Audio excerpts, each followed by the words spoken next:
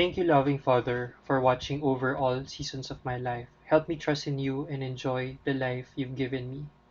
This is a quote that Papa meticulously clipped from the Sunday newspaper a few days ago. He had given it to Mama and Lala has now kept it with her. These words, I believe, captured the real essence of Papa's spirituality, his simplicity, and humility as a person. I am Chico Abes, and we are gathered here today to say goodbye to my father, Ming Abes. It is difficult at best to be here before you and attempt to honor Papa in words. It is never an easy task to capture someone in a speech, as words often fall short of capturing someone's true essence. I grew up being very close to Papa, even though we all knew that his forever favorite is his firstborn, Ate. At a very young age, Papa had taught me a lot of life's hard lessons through unconventional ways, not your usual father and son talks, nor those typical bonding moments. I vividly recall that I was his favorite movie buddy. Even as early as 7 or 8 years old, I could remember Papa and I riding the jeep in Katipunan. Then we would get off Cubao to catch the latest screening of FPJ's movie at Coronet Theater or Delta. Sometimes we would go back to back screenings of the same movie, and after our movie run, we would also stop by Mamon Look to grab our favorite comfort food. An order of chicken mami, asado siopaw, one order of pork siomai.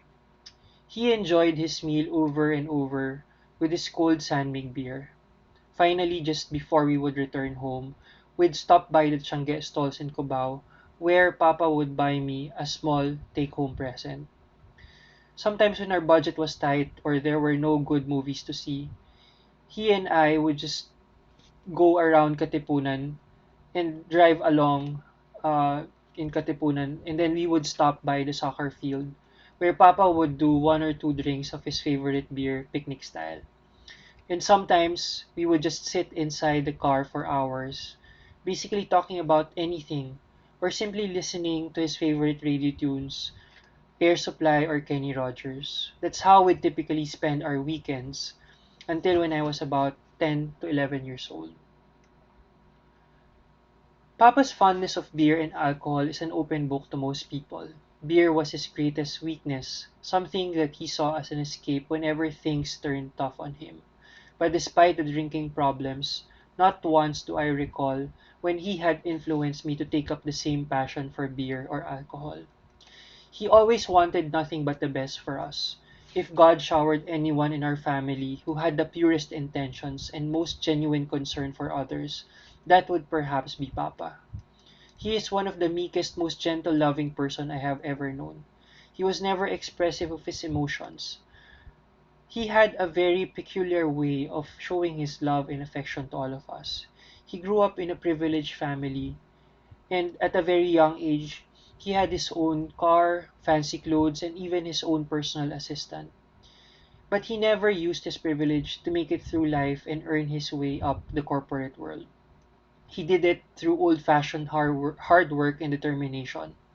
If not for Papa's service in PAL, I don't think our family would have had any chance of traveling to the US or anywhere in the world. This is a privilege that our family still enjoys until this day. Despite a promising airline cargo supervisor, he did not have any grand intentions for himself to reach the top of the corporate ladder. He would always tell everyone that he was content with whatever he had and that his greatest treasure was his family, especially his children. He knew very deeply in his heart that he could forego all the material things just to keep his children safe, healthy, and well accomplished in life.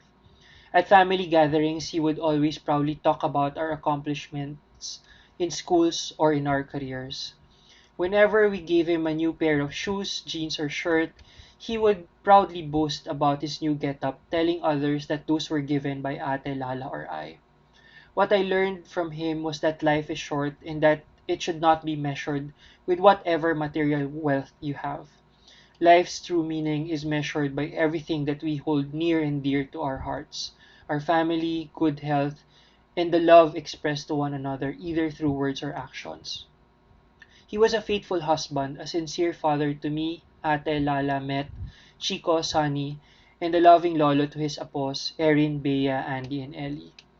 Too bad Papa is not here anymore to see Ate give birth to his fifth girl apo, Sam. But I know when Sam comes out, Papa will be beaming with so much pride and joy.